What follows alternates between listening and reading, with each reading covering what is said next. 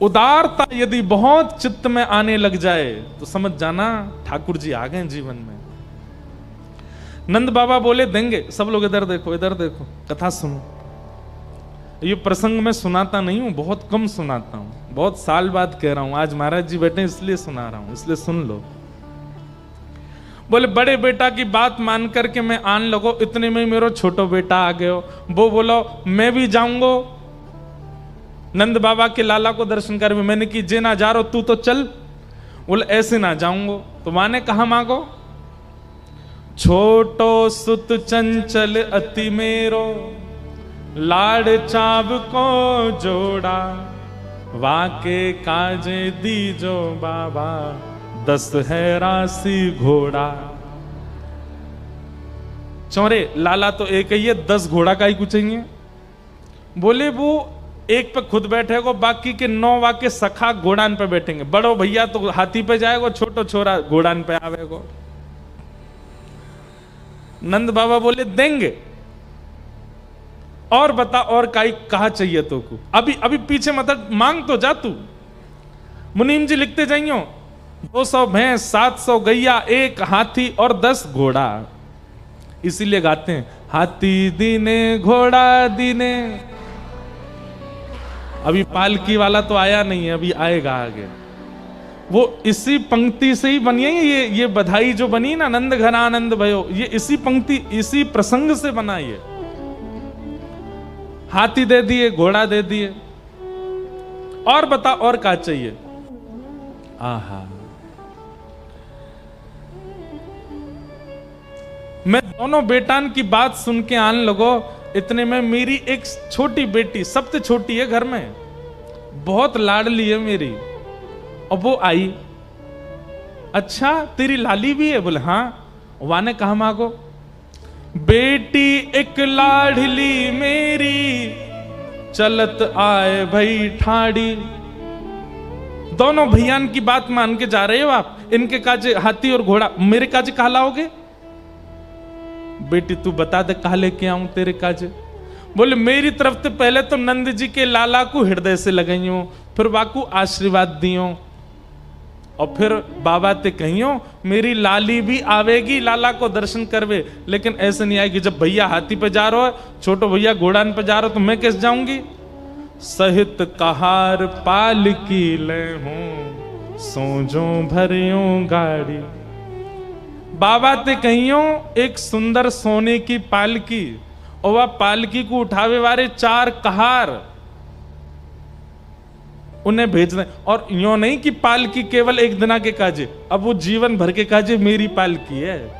और वो 4 कहार जो आमेंगे ना, वो नंद बाबा की तरफ से आमेंगे, ऐसा कह दियो बाबा ते। वह पालकी में बैठ करके और सोजो भरियो गाड़ी, या को मतलब लाला को देखवे जादना जाऊंगी, वादना जो पहनूंगी, जो नाक में पहनूंगी, कानन में पहनूंगी, सिर पे पहनूंगी, गले में पहनूंगी, वो भी नंद बाबा भेजें, वाकू पहन के जाऊंगी। श्रृंगार भेजें मेरो। नंद बाबा के नेत्र सजल है गए। बोले एक बात अपनी तरफ से कह दूं। बोले कहा मेरे तो एक लाला भयो, लेकिन तेरी जो लाली है ना, वाको पहलो कन्यादान मैं ही करूंगा। तेरी लाली मेरी लाली है। और भैया सुन, मुनीम जी अभी पालकी भिजवाओ और 4 कहार संग भिजवाओ, जीवन भर के लिए या कि लाली के काजे पालकी भेज दो। जब जब बा को मन करे, जहां घूमने जावे और कभी कभी लाला को दर्शन करवे, यहां आ जाए करेगी। देंगे। और बता और क्या चाहिए? क्या क्या हो गया? हाथी दीने घोड़ा दीने और दीनी पालकी। ब्रजवासी सब आनंदित हो गए। वाह नंद बाबा आपकी उदारता। बाबा मैं अपने घर के सब सदस्यों की बात मान के जैसे ही आगे बढ़ो, इतने में ही कौन आ गयो? माता कहो दधि धरी आगे, सुन बेटा मेरी सीख। मेरी बूढ़ी मैया आ गई। नंद बाबा बोले अरे तेरी मैया अभी बैठी है, तू 90 साल को, तेरो भैया 110 साल को, बड़ो भैया 120 साल को, मैया कितने बरस की है तुम्हारी? 200 पार रह गई है। बोला वो बेटी है। अच्छा, द्वापर में लोगों की उम्र बड़ी होती थी ना, बाबा 200 वर्ष की है गई, एक भी दांत नहीं है उनके। नंद बाबा बोले अच्छा कहा चाहिए, वाक्य काज कहा दूं, जल्दी बता। बोले मेरी मैया ने कही, ऐसो दान मांगियो नंद सो, हम बहुरी न मांगे भीख। इतनो दान मांग के आइयो नंद बाबा ते कि जीवन भर फिर कहीं मांगनो ही नहीं पड़े, इतनो मांग के आइयो। आहा, नंद बाबा प्रसन्न हो गए।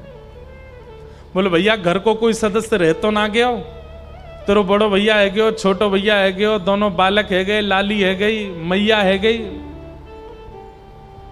सब लोग इधर देखो, सावधानी से सुनो। कोई रह तो ना गयो तेरे घर में। इतने में ही यशोदा मैया अंदर से निकल के आई। बोले मैं सब सुन रही हूं अंदर बैठ के। भैया की बता दे, बेटान की बता दे, बेटी की बता दे, मैया की बता दी, एक तो रह गई अभी। ढाणी को बोलो कौन? बोले तेरी पत्नी। अपनी पत्नी की ना बतावे को, माने कहा मांगो। अरे ढाणी के, तेरी ढाणिन ने कहा मांगो है, इन्हें बता तो सही। और जब तक वाकई नहीं बताएगो कछु नहीं मिलेगो तो को। ढाणी के नेत्र सजल हो गए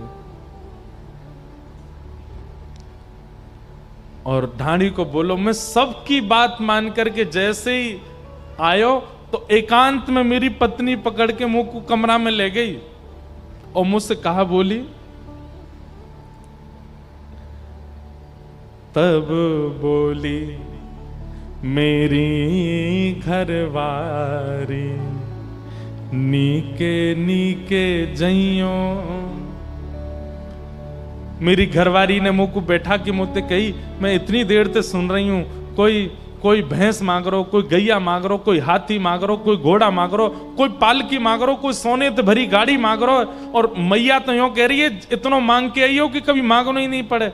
अरे नंद बाबा के लाला भयो है, कोई कुबेर को खजानो नहीं खुल गयो कि हम मांग ला में सबका चूनते।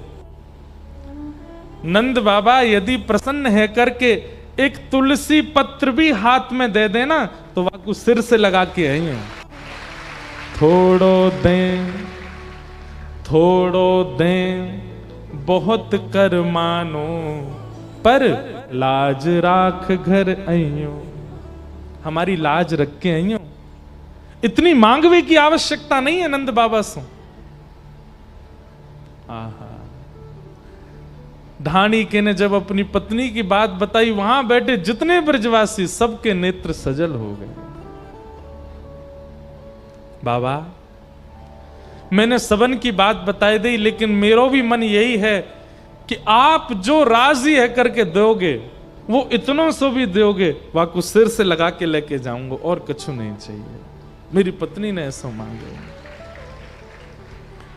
यह सुन हसे नंद ढाणी के, तेने अल्प मनोरथ कीन्हे।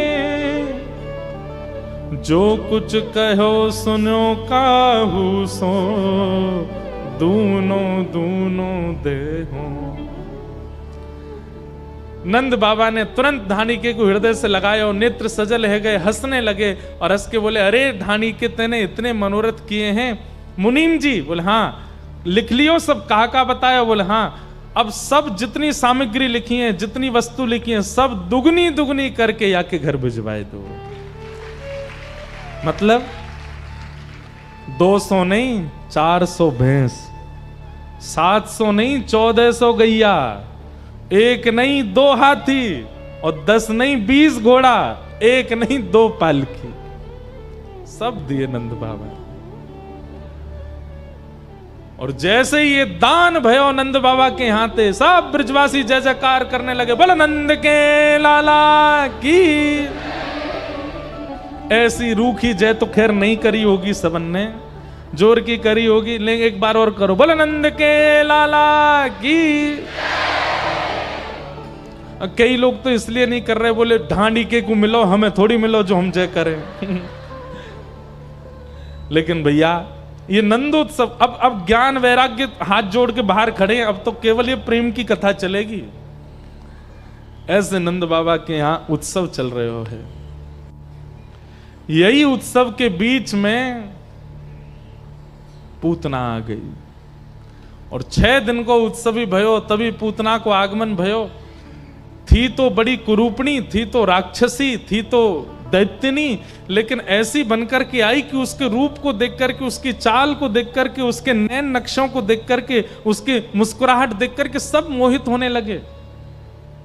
बंधुओं बहुत ध्यान से सुनिएगा, कथा में, भजन में, साधन में, नाम जप में, अध्ययन में जो विक्षेप आपको अपनी ओर खींच रहा है और वहां आपका मन नहीं लगने दे रहा, वही पूतना है। समझ रहे हैं बात? आप कथा सुन रहे हैं और कथा सुनते सुनते आप इधर उधर देखने लग गए, आपका मन बहुत जल्दी जाता है। और हमको देखो, हम कथा सुनाते हैं, पूरे आपको देखते हुए सुनाते हैं, ना तो इधर देखते ना उधर देखते। लेकिन आप लोगों की तुरंत मुंडी घूम जाती, कौन आया कौन गया। ये जिसकी तरफ आप आकर्षित हो जाते हो वही पूतना है। कथा के बीच में जो विक्षेप आवे, भजन कर रहे हो, साधन कर रहे हो और साधन करते करते कोई विक्षेप आ जाए, पूतना है।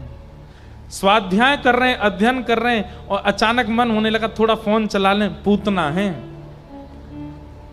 आपकी लगन में, आपके ध्यान में जो बाधा है वही पूतना है। पूतना की तरफ आकृष्ट मत हुआ करो। पूतना आई, सब ब्रजवासी नाच रहे, गा रहे हैं, नंद घर आनंद भयो जय कन्हैया लाल की। लेकिन जैसे ही नूपुरन की छम छम छम सुनी, ब्रजवासी कहें इतनी सुंदर धुन कहां से आ रही है। और पीछे मुड़ करके देखें तो आहा क्या रूप उसका, गजगामिनी चाल, ऐसे नेत्र, ऐसी मुस्कान, ऐसे सब उसका भाव। जिस जिस की नजर पड़े उसके मुख से हरि नाम चला जाए। ओके, वाह हे विधाता, हमारो याते ब्याह कराते, कितनी सुंदर है। और केवल ग्वालाओं का नहीं, जो गोपियां हैं वो गोपियां भी कह रही हैं कि अरे विधाता, तैने हम ऐसी सुंदर काई को ना बनाई जैसी सुंदर ये आ रही है। इतनी सुंदर बन के गई। प्रभाव किसी का भी हो सकता है। आपको पता है जब प्रभु श्री राम पृथ्वी पर थे उस समय राम जी से ज्यादा प्रभाव रावण का था। राम जी से ज्यादा प्रभावशाली, प्रभाव का मतलब उसका नाम, उसका तेज, उसका यश, उसकी चर्चा राम जी से ज्यादा थी पृथ्वी पर। तो इसका मतलब प्रभाव तो किसी का भी हो सकता है। इसलिए स्वरूप पर आसक्त मत होइए, बाह्य वस्त्र वेशभूषाओं पर आसक्त मत होइए, बाह्य गुण पर ज्यादा अपनी आसक्ति मत कीजिए। हृदय का दर्शन। और एक बात बताएं, आप कहेंगे महाराज जी किसी के हृदय की कैसे पता चले कि उसका हृदय कैसा है। हमारे सब गुरुजन बैठे, नेत्रम वक्त्रम विकारेण। सबसे पहली व्यक्ति की पहचान उसकी आंखों से है। अगर नेत्र बहुत चंचल हैं, नेत्रों में गंभीरता नहीं है, नेक में ही झपक जाते हैं, नेक में इधर, नेक में इधर, नेक में इधर, ऐसे बड़े मटकते रहते हैं, समझ जाना कि चित्त इसका अशांत है। कई लोगों के नेत्र बहुत जल्दी जल्दी घूमते हैं इधर उधर, धीरता नहीं है, गंभीरता नहीं है। और एक बात कह दें, थोड़ी लाज नहीं है नेत्रों में। जैसे कई नेत्रों में बड़ी लाज होती है। लाज कैसी होती है? वो शांति रहते हैं, एक साथ किसी का मुख नहीं देखेंगे, थोड़ा थोड़ा लाज करेंगे, समझ जाना चित्त सुंदर है। नेत्रम। दूसरा वक्त्रम, वाणी। बोलते समय जैसे शब्दों का प्रयोग होता है, उन शब्दों से व्यक्ति के हृदय की स्थिति पता चल जाती है, कितना भार है शब्दों में,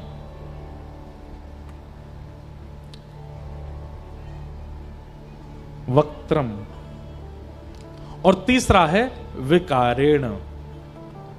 आपकी बैठने की पद्धति, आपकी लेटने की पद्धति, आपकी भोजन करने की पद्धति, इन सब पद्धतियों से भी पता चलता है कि आप कैसे हो। कई लोग सुख आसन में बैठ नहीं पाते, बैठेंगे तो कथा भी सुनेंगे ऐसे, कभी ऐसे कभी ऐसे। कई लोग तो व्यासपीठ की तरफ ही पांव पसार लेते हैं और बैठे बैठे सुनते रहे, पैर और हिलाते रहेंगे ऐसे। हमारे पांव के दर्शन करते रहो, महाराज जी कथा सुनाते रहो। ये बहुत विकारों का परिवर्तन होना शरीर में। फिर भोजन कैसे करते हैं?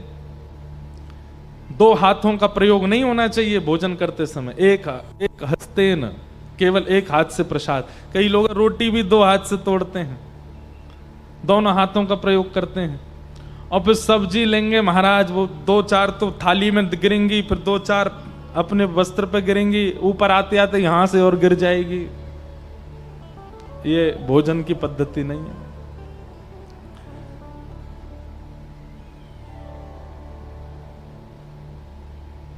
इनसे पता चलता है कि व्यक्ति कैसा है। फिर सोने की पद्धति,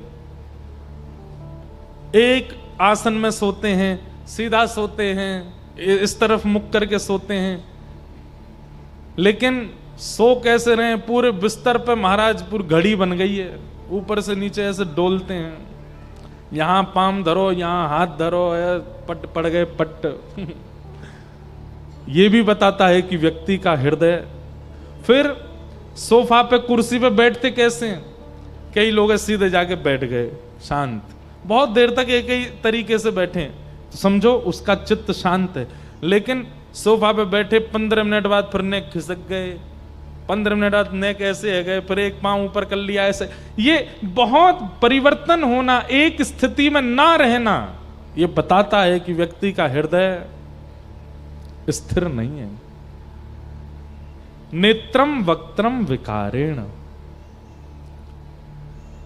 बाह्य सुंदरता तो कोई भी बना लेगा। और एक और बात कहें, इस कथा को सुनने के बाद कई लोग हो सकता है कि फिर कुछ दिन का आडंबर करें, नेत्र नीचे रखेंगे छुपा के, वाणी से शब्द वही बोलेंगे जो महाराज जी कथा में बोल रहे थे, बैठेंगे उठेंगे भी बिल्कुल अदब से, लेकिन वो लंबे समय तक ये निभा नहीं पाएंगे। थोड़ी देर में उनका ये आडंबर नष्ट होगा। नेत्रम वक्त्रम विकारेण। समझ जाओ कि वो व्यक्ति पूतना है, बाहर से दिखा कुछ रहा है, भीतर से है कुछ और।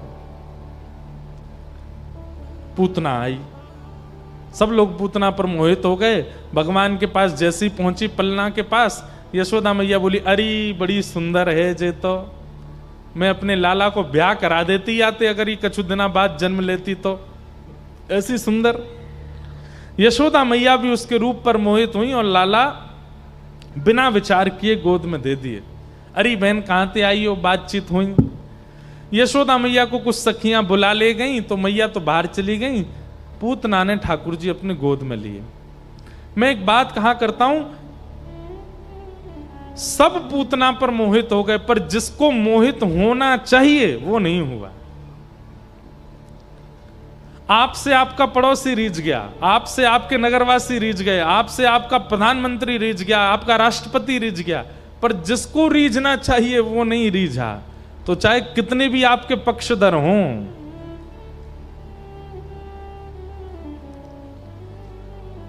कर्ण जब महाभारत युद्ध में जाता है, तो प्रसंग तो बड़ा है, मैं बस सूक्ष्म में कह दूं तो इंद्र ब्राह्मण का रूप धारण करके आता, कहता है कि मुझे दान दो। तो कर्ण कहता क्या चाहिए? बोले कवच और कुंडल दे दो। कवच और कुंडल जब तक कर्ण के पास रहेंगे तब तक कर्ण को कोई नहीं मार सकता, लेकिन कर्ण का नियम है कि ब्राह्मण अगर कुछ मांग ले तो देने से मना नहीं कर सकता। तब कर्ण के सारथी कर्ण को कहते हैं कि महाराज, हम मानते हैं कि आप दानवीर हैं, लेकिन बीच युद्ध में दान देना ये कोई धर्म नहीं है। आप ब्राह्मण से कह दीजिए युद्ध के बाद आ जाए, अभी नहीं। तब कर्ण एक बहुत अच्छी बात कहते हैं, अपने सारथी से कहते हैं, बोले मैं कब तक बचूं? मेरे पक्ष में दुर्योधन है, दुशासन है, भीष्म पितामह है, कृपाचार्य हैं, सब हैं। पर मेरे विपक्ष में पूरे ब्रह्मांड का नायक खड़ा है। मैं कब तक बचूंगा? ये कवच कुंडल मेरी रक्षा कब तक करेंगे? अरे मानव रूठा हो तो मनाया जा सकता है, राजा रूठा हो तो मनाया जा सकता है, महाराजा रूठा हो तो मनाया जा सकता है, पर यहां तो देव रूठा है, इसको कैसे मनाऊं? कब तक बचाऊं? और तुरंत अपने कुंडल कवच निकाल करके दान कर दिए। कर्ण की इस बात से क्या समझे? भगवान रूठे हुए हैं तो मेरे पक्ष में चाहे जितने लोग हों, मेरा नाश तो निश्चित है। पूतना की स्थिति ऐसी है, पूतना के सब भले ही मोहित हो गए पूतना से, लेकिन ठाकुर जी नहीं रीझे। रावण के काल में भी तो यही था। रावण के काल में नारद जी कहते हैं, मैं भी अपने वीणा पर रावण रावण रावण रावण कीर्तन करता था कभी कभी, इतना उसका भय था। महादेव तो स्वयं कैलाश से चल करके जाते थे लंका अपनी आराधना करवाने। महादेव उसके पक्ष में, ब्रह्मा जी के तो वंश में ही जन्म हुआ है रावण का, ब्रह्मा जी के पुत्र का पुत्र है रावण। ब्रह्मा जी पक्ष में है, शंकर जी पक्ष में है, इंद्र पक्ष में है, सब पक्ष में, कुबेर पक्ष में है, लेकिन नारायण पक्ष में नहीं थे, तो कोई नहीं बचा पाया रावण को। इसलिए भैया, और तो रूठे भले रूठे, पर तुम जन रूठो मालाधारी। और भले ही रूठ जाए मुझसे, भैया रूठ जाए, बहन रूठ जाए, पत्नी रूठ जाए, ससुर जी रूठ जाए, नाती रूठ जाए, पुत्र रूठ जाए, सब रूठ जाए चलेगा, पर हे नाथ आप कभी मत रूठना, आप मुझसे मत रूठना। हे मेरे पंढरी नाथ, आप मुझसे कभी रूठना मत।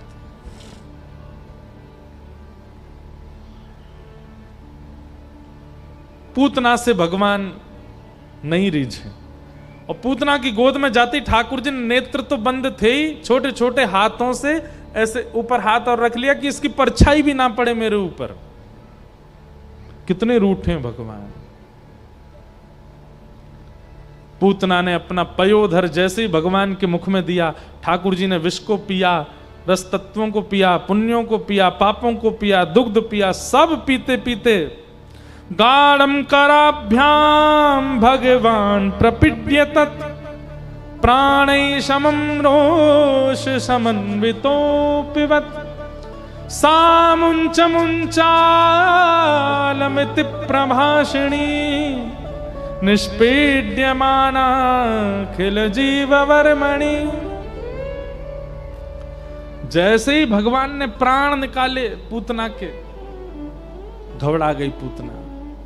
सामुंच मुंच, अरे बालक छोड़, अरे लाला छोड़, अरे बच्चा छोड़, ठाकुर जी को अपने से दूर करने लगी। लेकिन ठाकुर जी तो ऐसे कस के उसके पयोधर को पी रहे, नहीं छोड़ा।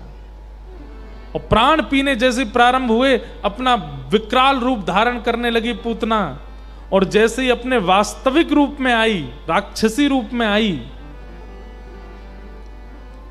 हमारे पूज्य नाना जी कहते थे, व्यक्ति कितना भी सुंदर बन ले जीवन भर, पर मृत्यु काल में भयभीत ही लगता है। जब उसकी मृत्यु हो जाती है तो उसका शव सुंदर नहीं लगता। इसका मतलब क्या है? मृत्यु काल में जो हमारा शरीर है वही हमारा असली रूप है, और उसको देख के सबको डर लगता है। कोई कितना भी सुंदर क्यों ना हो, मृत्यु में सुंदर नहीं लगता। कल तक जिसको बेटा माना, पति माना, परमेश्वर माना, सब कुछ माना, वही प्राण निकल जाने के बाद उसको छू करके भी यूं लगती है कि कहीं रात में दिख नहीं जाए, आज भय लगने लगता है। सूरदास जी कहते हैं, मन पंछी उड़ जई है जा दिन, ता दिन तेरे तन तरुवर के, सब ही पात झड़ जई है। मन पंछी उड़ जई है जा दिन। आहा, जा प्रियतम सो प्रीत घनेरी, सो देख डर जई है। बिन गोपाल को नहीं अपनो, बिन गोपाल को नहीं अपनो, जासों कीरत रही है। मन पंछी उड़ जई है जा दिन। सूरदास जी गा रहे हैं, जा प्रियतम सो प्रीति घनेरी, 7 फेरे जिस प्रियतम के साथ लिए, मृत्यु हो जाने के बाद उसको देख के भी डर लगता है। भगवान करे सबका अविचल हो सुहाग, पर प्रियतम की मृत्यु हो जाने पर पत्नी इतनी व्याकुल हो जाती है, कहां चले गए मेरे प्राणनाथ, मेरे जीवननाथ, मेरे सर्वाधार जीवनाधार। कहीं पति जाकर के यमराज से कहे देखो मेरी पत्नी कितना रो रही है, आप मुझे क्यों ले आए? तो यमराज कहते हैं एक काम कर, सुन तेरे को 2 मिनट के लिए वापस भेज रहा हूं, जा। अंतिम संस्कार वगैरह सब हो चुके और उसके बाद पति आया 2 मिनट के लिए। पत्नी रात में सोई थी, रो रही थी बेचारी, व्याकुल है, कहां चले गए? रात में प्यास लगी, पानी पीने के लिए जैसी उठी, लाइट ऑन करी, देखी ऊपर पंखा पे ही बैठे पतिदेव, और जैसे ही ऊपर से बोले कैसी हो भाग्यवान, तुरंत भाग जाएगी कमरे में से, भूत पिशाच निकट नहीं आवे, महावीर जब नाम सुनावे। ये कहां से आ गए यहां पे? ये तो चले गए थे। बेचारा वापस जाएगा, यमराज जी से कहेगा नहीं अच्छा है मुझे यहीं रख लो, वो तो डर रही है मुझको देख के। व्यक्ति से हमारा संबंध भी तब तक श्रेष्ठ लगता है जब तक वो जीवित है। प्राण निकल जाने के बाद में अपने ही घर के लोग उसको घर के बाहर ही रखते हैं, भीतर नहीं लाते।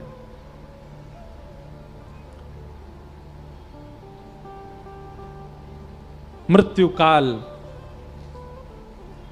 सब भयभीत हो जाते हैं अपने मृत्यु काल में, कोई सुंदर नहीं लगता। हां, जिसने जीवन भर हरि स्मरण किया हो, हरि नाम जपा हो, जिसने जीवन भर हरि संग किया हो, उसके मृत्यु काल में लाखों लोग उमड़ पड़ते हैं उसका दर्शन करने के लिए। उनके दर्शन से हम धन्य हो जाएंगे, हमारा जीवन सफल हो जाएगा।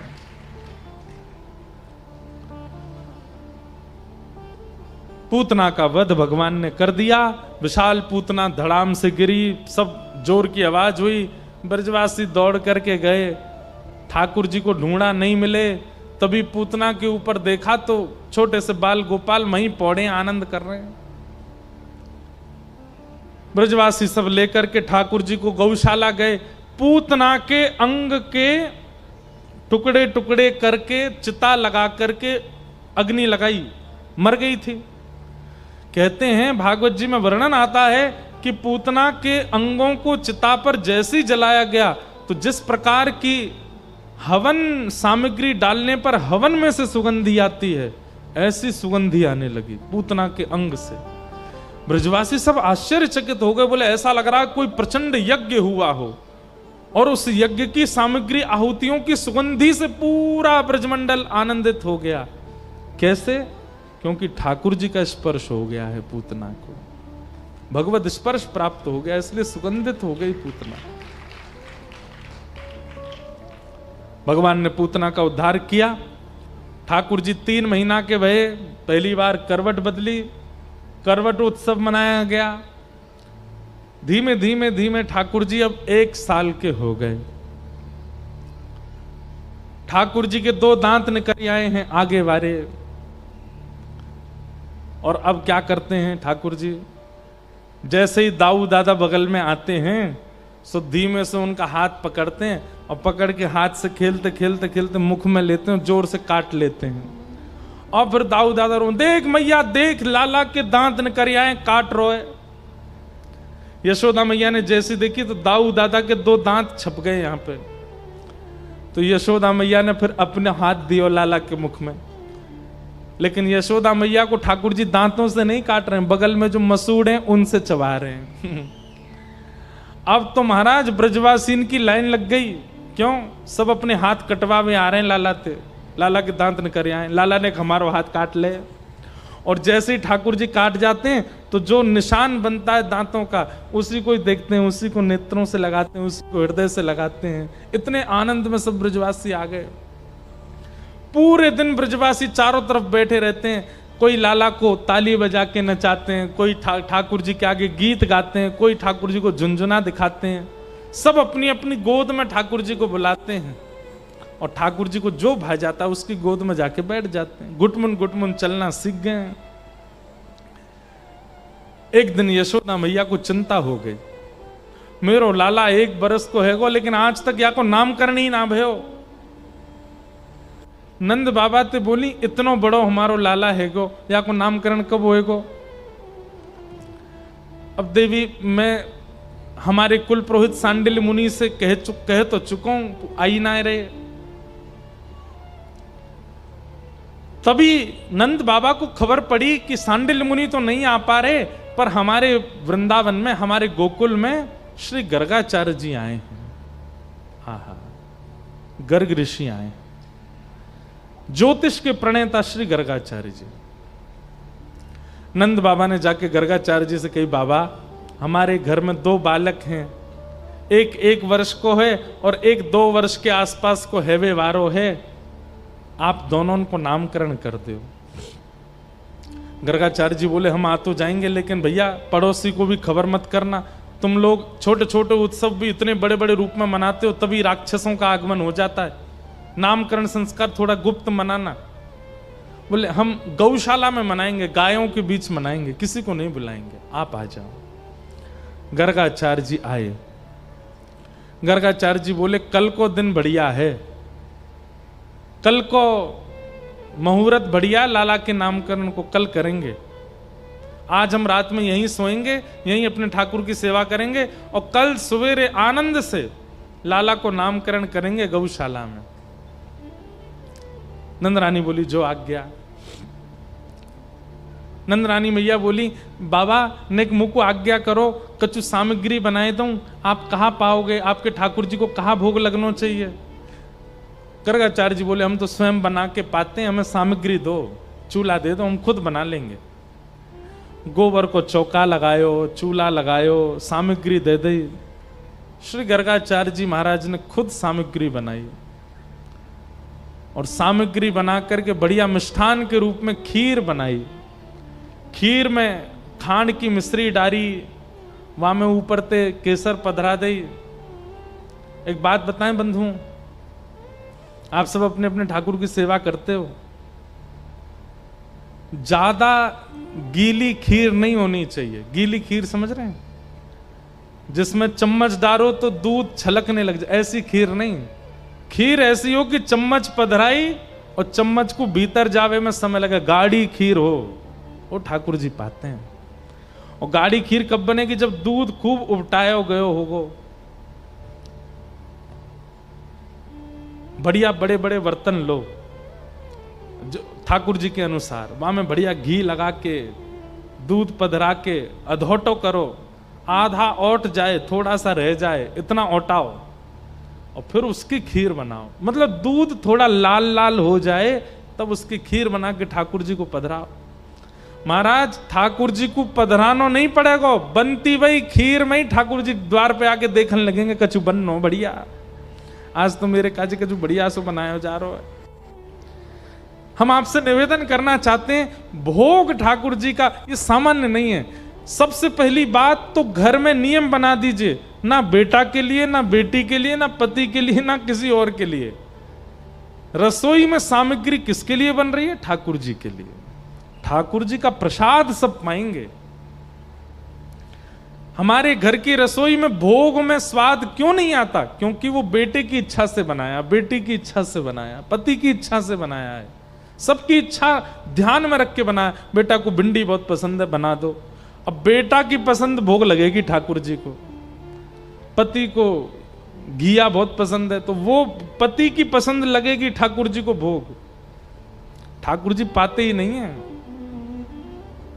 मन में विचार करो, ठाकुर जी को जो प्रिय है वो बनाओ। और आपको ऐसा लगता है घर वालों की इच्छाएं अलग हैं, तो कोई बड़ी बात नहीं है। पहले घर वालों से कहो या तो आप बना लो, आपका जब बन जाए तब हमें देना, तब स्वयं जाइए पूरी रसोई साफ करके फिर अपनी भोग बनाओ, और इतनी बनाओ ठाकुर जी पावे, उसके बाद आप पालो, कोई दिक्कत नहीं है इसमें। या फिर घर वाले बनावे उससे पहले ही पहले उठ के बना दो। अगर सेवा में रुचि होगी तो ऐसा ही करोगे, और ऐसे ही काम चला हुआ तो फिर जैसे है वैसे करोगे। ठाकुर जी की रुचि से भोग बनाइए, आपको सिखाना नहीं पड़ेगा, अपने आप आ जाएगा। आपके मन में अपने आप आएगा, अब इसमें नेक ये डाल दूं, अब यहां मैंने इलायची डाल दूं। ये भाव कहां से आएंगे? ठाकुर जी मन में आके बुलवाएंगे, अब यहां मैंने क्यों डाल दे, अब यहां में जे डाल दे और बढ़िया बनेगी। पूरे विश्व में दाल भात पा लीजिए, लेकिन जगन्नाथ महाप्रभु का दाल भात पाइए, आप 365 दिन पाओ, एक सा ही स्वाद रहेगा। क्यों? क्योंकि वहां प्रसाद किसी व्यक्ति विशेष की रुचि के लिए नहीं बनाया जाता, महाप्रभु जी की रुचि से बनाया जाता है, एक सही स्वाद। और वो स्वाद उसके आगे ऐसा लगता मानो जैसे अमृत पा रहे हों। हमारे दत्त धाम में हमारे सब गुरुजन और वहां के सब वैदिक महापुरुष सब मिलकर के प्रसादी सिद्ध करते हैं। ऐसी प्रसादी हमने अपने जीवन में कभी नहीं पाई। ऐसा प्रसाद सिद्ध होता है। मैं पाता भले ही अल्प था, थोड़ा ही पाता था, लेकिन वो थोड़ा भी, अब देखो ये भी एक बहुत बड़ी बात है कि भोगी व्यक्ति इतना पालेगा फिर भी उसकी भूख खत्म नहीं होगी, लेकिन योगी व्यक्ति थोड़ा पाएगा, उसमें स्वाद भी आ जाएगा, पेट भी भर जाएगा और चुस्ती भी बनी रहेगी। वैसा प्रसाद बनता था दत्त धाम में। ठाकुर जी के लिए खीर बनाई गर्गाचार्य जी ने, और गर्गाचार्य जी तो खीर बना रहे, खुशबू आ गई भीतर ठाकुर जी को। ठाकुर जी बोले, दाऊ दादा, अभी बोलना नहीं आता, ठाकुर जी तुतला के बोलते हैं, दाऊ दादा। दाऊ दादा बोले, कहा भे, बहुत जोर की खीर बन रही है बाहर, मेरा तो मन हेरो मैं जाके खा आऊं। लाला तो तेरे काजी तो बना रहे हैं, तू चलो जा जा, अब वो तो अपनी मूर्ति के आगे धर देंगे, तू तो प्रत्यक्ष बैठो यहाँ पे, चलो जा जा खा ले। ठाकुर जी खाया हूं? बोले हाँ, और बढ़िया लगे तो मैं वो बता दियो, मैं आ जाऊंगा।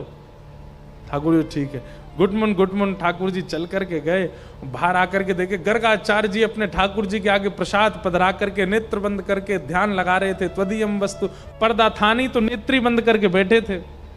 ठाकुर जी प्रेम से रुचि रुचि भोग लगाओ, तुदीयम वस्तु गोविंद तुभ्यमेव समर्पयेत् ग्रहाण मुखो भुक्त्वा प्रसीद परमेश्वर। ठाकुर जी गए, ठाकुर जी ने जाकर के थाली देखी, खीर की सामग्री देखी, उठाए ली, अपने हाथ बोर करके महाराज प्रेम से पान लगे, नाक पे लग गई, गालन पे लग गई, पूरे मुंह पे सन गई, और प्रेम से चाट चाट के ठाकुर जी खीर पा रहे हैं। इतने में गर्गाचार्य जी के नेत्र खुले, जय हो मेरे ठाकुर जी। तभी देखिए कि सामने थाली तो अस्त व्यस्त है, सब इधर उधर पड़े हैं, और खीर की सामग्री कहाँ है? बगल में बैठे नन्हे से गोपाल जी अपनी दोनों पामन के बीच में खीर धर के और पूरे मुंह पे सान करके प्रेम ते पा रहे हैं। गर्गाचार्य जी पहले तो हंस गए, छोटा बालक बहुत ऊधमी है, ठाकुर जी को गाल ऐसे कर दियो। ठाकुर जी देख रहे हैं दारी के जाने ना पर ब्रह्मू में, बोले नहीं, मनी मन सोच रहे, अरे यशोदा देख तेरो लाला इतनो ऊधमी मेरे ठाकुर जी की खीर खा गए हो, अब तो ये भोग ठाकुर जी ने लगाए हो नहीं है, दोबारा तो भोग बनाना पड़ेगा। अब एक काम करिए, गोबर को चौका लगा दे, दूसरी सामग्री दे, फिरते बनाऊंगो। यशोदा मैया ही बाबा लाला पे नाराज मत होइयो, बहुत चंचल है मेरो लाला, ऐसे खा जाए। आप तो भले हो कि आपके ठाकुर जी की खीर खाइए, नहीं तो ये तो ठाकुर जी खा जाए।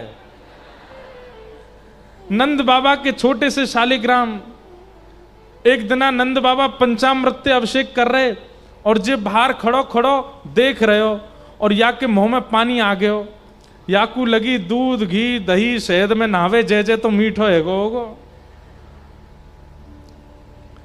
नंद बाबा तिलक आदि करके ठाकुर जी को नेत्र बंद करके ध्यान में बैठे, पीछे ते आयो और उनके शालिग्राम उठा करके गुलाब जामुन समझ के खा गए हो और मुंह में धर के बैठो। या हमारे वादनाते नंद बाबा तो अपने ठाकुर की सेवा करके ऊपर धर के जामे या को हाथ नहीं पहुंच जाए। हमारे घर के भगवान भागे भागे डोलने आते। कैसे ठाकुर जी? बाबा नाराज मत होइयो। ना ना ना, नाराज की क्या बात, दोबारा बना लेंगे। ठाकुर जी को भीतर छोड़ दियो। मैया ने एक हाथ से उठा लिए, ठाकुर जी भीतर छोड़े आई। अभी चलनो जाने ना है, गुटमुन चले। दाऊ दादा बोले कैसी रही? ठाकुर जी बोले खीर तो बहुत जोर की बनाई भैया, पर शिकायत कर रहा है भगत है भाई, कच्चो है। दाऊ दादा बोले कोई ना ना बाबा, तुम कहो तो दिखा दूं पूतना वारे हाथ याकू। जा हाथ ते पूतना पकड़ी वही तो पकड़ लूंगो यार। ना लालाई तो घर का चार रहे, इन्हें मत मारियो, ये नामकरण करेंगे हमारो। तुम कह रहे हो तो छोड़ रहा हूं मैं। खेलन लगे। गर्गाचार्य जी ने फिर से बनाई सामग्री, खीर बना करके जैसी पधराई, ठाकुर जी को फिर सुगंधी आ गई। ये बात तो सिद्ध हो गई कि ठाकुर जी को सुगंधी युक्त प्रसाद प्रिय है, इसलिए दुर्गंध जिन जिन सब्जियों से आती है वो ठाकुर जी भोग नहीं लगाते। ठाकुर जी को जैसी सुगंधी आई, ठाकुर जी बोले दाऊ दादा अब की बार तो जाने केसर इलायची सब डाली है खीर में, अब की बार बहुत जोर की बनाई है। बोले रुको काई को, जल्दी जा पाले, मैं ना जा रहा हूं, शिकायत कर दे मैया ते। अरे लाला कोई बात ना, तू तो भक्त वत्सल है, चलो जा। ठाकुर जी गए बाहर, बाहर जाकर के खीर उठाई। गर्गाचार्य जी नेत्र बंद करके बैठे। ठाकुर जी जैसे ही पान लगे, इतने में ही गर्गाचार्य जी के नेत्र खुले, देखी ठाकुर जी खीर फिर से झूठी कर गए। अब की बार गर्गाचार्य जी को क्रोध आया, अपने ठाकुर जी समेटने लगे और जोर जोर से थाली इधर उधर करने लगे। यशोदा मैया बोली इतनी आवाज कैसे? बाहर जाके देखी तो गर्गाचार्य जी तो नाराज हैं, अपने ठाकुर जी को समेट रहे हैं और दूर ही नन्हे से गोपाल जी बैठ कर खीर पा रहे हैं और देख रहे हैं सब तमाशे। यशोदा मैया बोली बाबा कहा? बोले देख मैया एक बार है गई बात मैंने मान ली, ये तेरो लाला तो बार बार आ जाए, देख फिर तो मेरे ठाकुर जी खीर खागो। बेचारे मेरे ठाकुर जी इतना लंबा सफर करके आए, भूखे प्यासे मेरे ठाकुर जी, उनकी भोग ही ना लगन दे रहो। अब ऐसी बातें हम कहीं और चले जाएंगे, वहां जाके नहीं नहीं नहीं बाबा आप यहीं रहो, मैं लाला को कमरा में बंद कर दूंगी, अब नहीं आवे को बाहर। और यशोदा मैया ने ठाकुर जी पकड़ करके कमरा में बंद कर दिए। गर्गाचार्य जी फिर से बैठे प्रसादी बनावे। ठाकुर जी तो कमरा की खिड़की पे खड़े है गए और खिड़की ऐसे दोनों तरफ से पकड़ के और ठाकुर जी घूर के देख रहे हैं बाहर। गर्गाचार्य जी ठाकुर जी को देख रहे हैं, शैतान बालक। ठाकुर जी बोले अभी शैतानी तो देखी ना तेने, अब के भोग लगातारी के दिखाऊं तो है। गर्गाचार्य जी ने फिर से प्रसादी बनाई और अब की बार प्रसादी अब तो दिखा दिखा के और बनाई ठाकुर जी को। हाँ ये देखो मिश्री पड़ी खीर में, हाँ खूब जोर की, ये देखो यहाँ में ये इलायची गई, हाँ केसर बढ़िया वारी डाल दी। ठाकुर जी के यहाँ से लार टपक रही है। बोले खाऊंगा तो मैं ही, तू बना यार। और गर्गाचार्य जी जय हो ठाकुर जी, अब कोई बाधा नहीं आएगी, ये सब बालक उद्यमी सब बंद हो गए कमरे में, आप प्रेम से भोग लगाओ। तदी हम वस्तु गोविंद जैसी पधराई ठाकुर जी के आगे। इतने में गोपाल जी खिड़की से नीचे उतरे।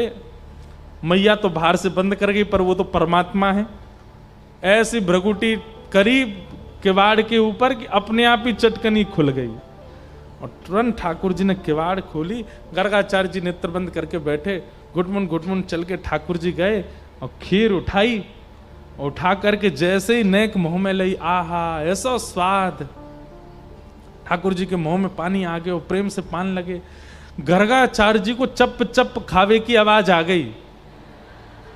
ठाकुर जी, गर्गाचार्य जी बोले अब के कैसे आयो?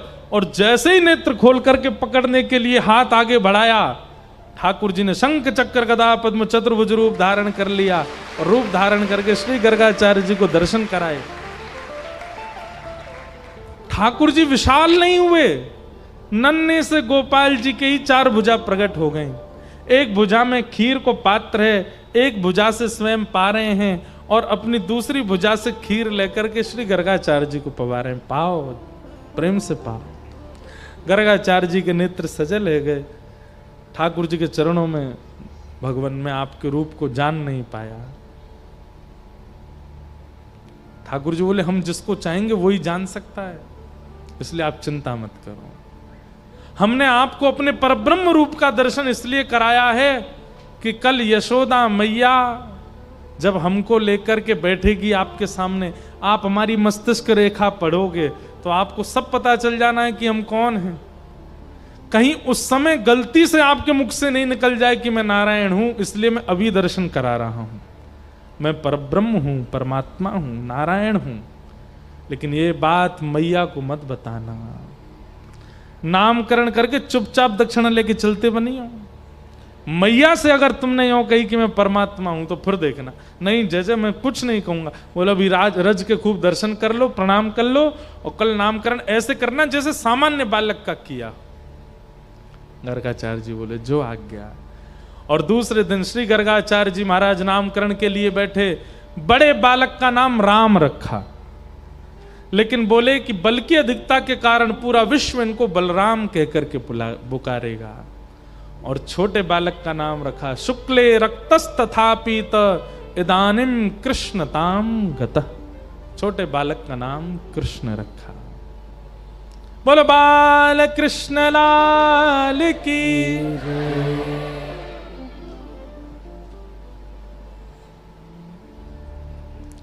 ऐसे हमारे चटक मटक से लाला हैं।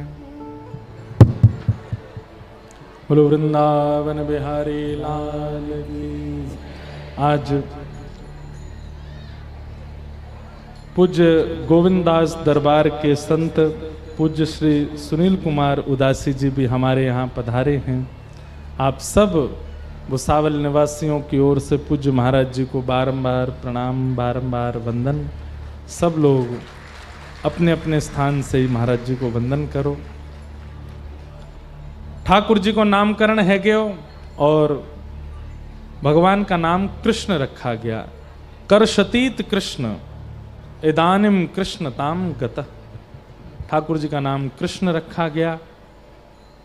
और अब धीमे धीमे ठाकुर जी लीलाएं कर रहे हैं। बाल गोपालों के साथ 3.5 वर्ष के लाला घर घर जामे और घर घर जाकर के ऐसो आनंद करें, ऐसी चोरी करें माखन की।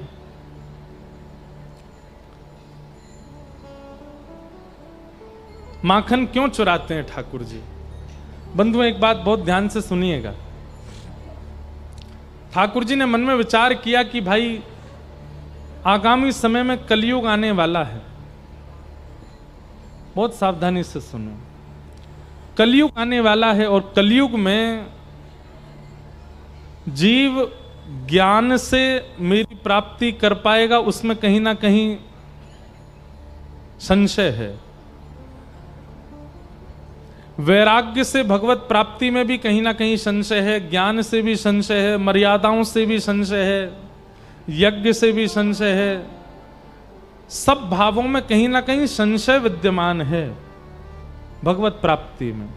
इसलिए ठाकुर जी ने विचार किया कि मेरी प्राप्ति के लिए सहज सरल उपाय है प्रेम।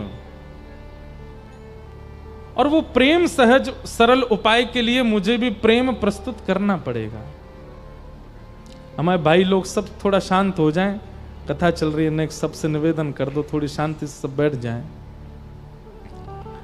बहुत ध्यानपूर्वक सुनिए, नहीं तो आपके जीवन में सदा संशय बना रहता है ठाकुर जी की लीलाओं को लेकर के। श्री कृष्ण ने विचार किया कि अभी कलयुग आने वाला है। कलयुग में ज्ञान में मेरी प्राप्ति में संशय है, वैराग्य में भी संशय है, विरक्ति में भी संशय है, सब प्रकार से मेरी प्राप्ति में कहीं ना कहीं संशय है मुझे कि लोग मेरी प्राप्ति नहीं कर पाएंगे। इसलिए ऐसा कुछ करना पड़े जिससे कलयुग के लोग सहजता से मेरी प्राप्ति कर लें। उसके लिए ठाकुर जी ने प्रेम पथ चुना। और प्रेम में व्यक्ति बड़ा होकर के, विशाल होकर के, ऐश्वर्यवान होकर के प्रेम नहीं दिखा सकता। प्रेम में तो सहज बनना पड़ता है। प्रेम में तो सरलता होती है, सहजता होती है, निर्मलता होती है, दैन्यता होती है, वो प्रेम है। इसलिए ठाकुर जी ने ये बाल लीलाएं की ताकि इन लीलाओं को सुनकर के सामान्य से सामान्य, अत्यंत ज्ञानी व्यक्ति भी नहीं हो, वो भी मेरी प्राप्ति बहुत सरलता सहजता से कर ले। हमारे पंढरपुर में श्री विट्ठल भगवान के लिए कहा जाता है कि श्री पंडरीनाथ भगवान सीधे साधे भक्तों के ठाकुर जी हैं। बहुत सरल, बहुत सीधे, बहुत निर्मल हृदय के ज्यादातर वैष्णव जाते हैं ठाकुर जी का दर्शन करने के लिए।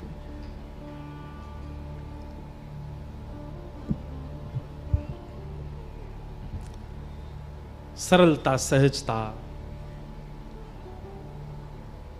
उसी से ही मेरी प्राप्ति संभव है कलयुग में। इसलिए ठाकुर जी ने ये बाल लीलाएं की हैं।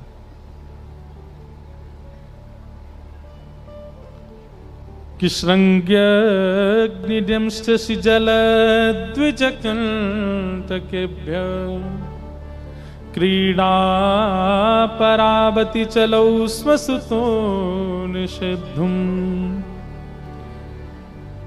कि ग्रह्याणि कर्तुमपि यत्र न तज्जनन्यो शोकातयापतुरलं मनसो नवस्थामु।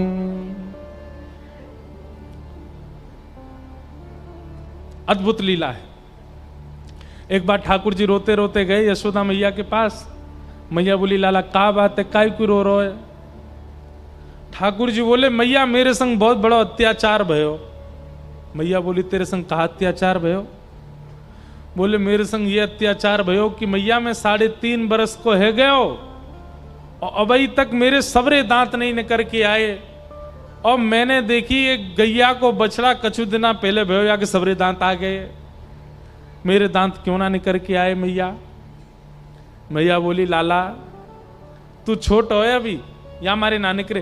ठाकुर जी बोले, मैया मो सबरी बात पतो। बोले, कहा पतो? बोले, गैया जो है का है वो चारों खावे, भूसो खावे और वहां के गर्भ में जो बालक रह है वो खूब तंदुरुस्त हिष्ट पुष्ट है जाए। लेकिन मैया तेने जरूर रोटी सब्जी खाई होंगी जब मैं गर्भ में रहे होंगे, या हमारे मेरे 2 ही दांत निकले अभी तक। मैया बोली, वाह लाला, कहा बात ढूंढ के लाए हो। मैया बोली, तू लाला मक्खन खावे, दूध पिए कर, मक्खन ते चिकनो है जाए तेरो मुंह, दांत तेरे निकले लेकिन पेट में चले जाएं। ठाकुर जी ने उस दिन से परहेज कर लिया, मक्खन नहीं खाऊंगा, दूध ही दूध पीते हैं पूरे दिन। और पूरे दिन दूध पी के फिर मणि में जाके देखते मेरे कितने दांत निकल आए। द्यमष्टि। ये लीलाएं ठाकुर जी क्यों कर रहे हैं? भाई जितना श्रेष्ठ व्यक्ति और वो जितना सरल सहज हो जाता है ना, समाज में उतना प्रेम का संचार हो जाता है। वैसे तो कोई तुलना नहीं है, लेकिन अभी प्रधानमंत्री हमारे वो श्रेष्ठ व्यक्ति हैं। अभी वो आ जाए अचानक कथा में, क्या होगा? पागल हो जाएगी जनता। और वो आकर के क्या करें, यहीं बैठ जाए नीचे जमीन पे। कल पूरे दिन पूरे अखबारों में, न्यूज में एक ही खबर होगी, प्रधानमंत्री जी गए नीचे बैठ गए। इतने सहजता, इतनी सरलता से। क्यों? क्योंकि कहीं ना कहीं पदवी है ना, वो पदवी से सरल हो गए। तो पदवी वाला व्यक्ति जब बहुत सहज हो जाता है तो सहज ही प्रेम का संचार हो जाता है। ठाकुर जी की पदवी है, वो परमात्मा है, उनको आवश्यकता नहीं है इन लीलाओं की, लेकिन वो फिर भी सहज क्यों बन रहे हैं? ताकि जितना हो सके प्रेम प्रचलित हो। एक हमारे ब्रज की एक लीला है। ठाकुर जी एक दिन गए मैया से जाके बोले, मैया मैं बहुत टेंशन में हूं। अब टेंशन तो नहीं बोली होगी ठाकुर जी ने, यूं कही हुई चिंता में हूं। मैया मैं बड़ो चिंता में हूं। मैया बोली, कहा भयो? मैया मेरो एक सखा बन गयो है। अब वो सखा कहा करे, बोले पूरे दिन मेरो हाथ पकड़ के रखे, मुँह छोड़े ही ना, नेक भी ना छोड़े। देख मैया मेरे हाथ कैसे नीरे नीरे पड़ गए। मैया बोली क्यों पड़ गो तेरे पीछे, क्यों तेरा हाथ पकड़ के रहे? वो यूं कहे कि तू मेरे सामने ही रहे लाला, तू मेरी आंखन से दूर मत जाए कर, तू मेरे नेत्रन के सामने रहे।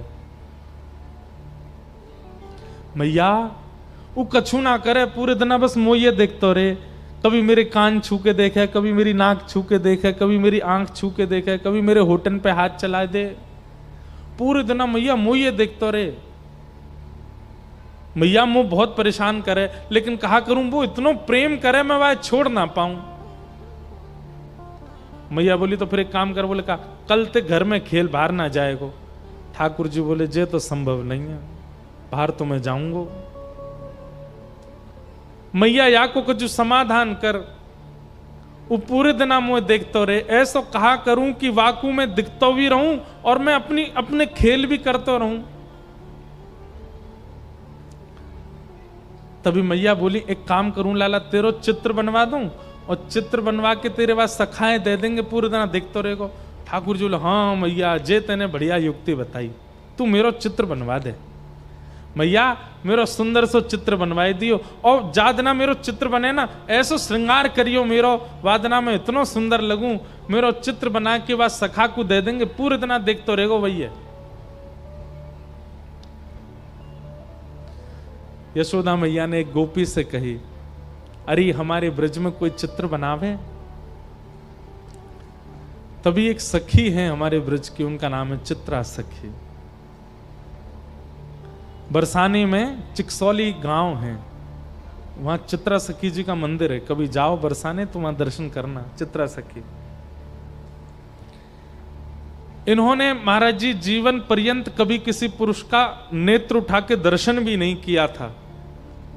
ऐसा ब्रह्मचर्य का पालन किया अपने जीवन में, ब्याह तो किया ही नहीं, जोगन भेष बना के रहती थी और कभी किसी से नेत्र मिला के नहीं मिलती थी। और जैसे कई बार संत नियम धारण करते हैं स्त्रियों से, नहीं, इन्होंने नियम धारण किया था कि किसी पुरुष से नहीं मिलती थी। और इससे प्रसन्न होकर के इनको सरस्वती मैया ने एक विद्या प्रदान की थी कि एक बार किसी को देखती थी और उसकी यथावत चित्र बनाती थी, इसीलिए इनका नाम चित्रा पड़ा। तो एक सखी बोली यशोदा मैया एक हमारे ब्रज में है तो सही, वाको नाम है चित्रा, लेकिन मैया वो इतनी बड़ी जोगन है, सब जगह जावे ना है। यशोदा मैया बोली मेरे लाला को चित्र बनानो कैसे ना आवेगी, तू बुला के लेके आ। सखी गई और चित्रा सखी जी से जाके बोली, बहन हमारी यशोदा मैया हैं और उनकी इच्छा है उनके लाला को तुम चित्र बनाओ। चित्रा सखी व्यंग में हंसने लगी, बोले मैं कोई ऐसी चित्रकारिणी समझ ली तुमने, ऐरे गहरे किसी का भी चित्र बना। बोले ऐरो गैरो मत बोलियो, तू अभी नंद के लाला है, जाने ना है, तेने अभी वाकी रूप माधुरी देखी ना है।